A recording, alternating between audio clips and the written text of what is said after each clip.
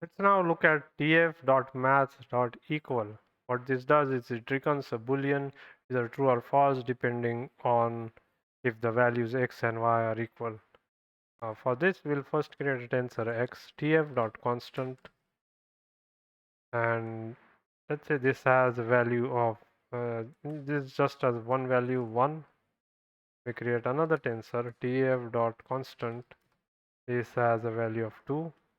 And if we try it, z is equal to tf.maths.equal, and here we look at x comma y, and then we print the value of z dot numpy, then we see that this is false because because the value of 1 is not equal to 2. If we change both of them to 2, then we should get true. That's one use case. Next, what we can see is we have more than one element here. Let's say in this particular case, we have two values, 1 and 2. So when we perform this equal operation, it will do the broadcasting. What I mean by that is we do not have to specify this 2 twice, as in we do not have to specify the 2 like so. We can simply put one value of 2, and that 2 would be compared with 1, and it will also be compared with this 2 right here. When we run this code, we see that 2 is not equal to 1, we get a false. 2 is equal to 2, and so we get a true.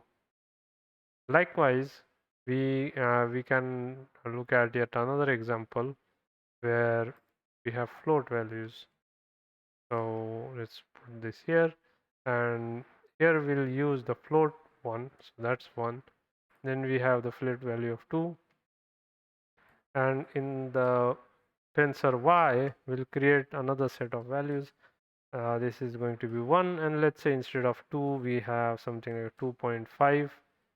Now when we compare this, this would still work as we saw.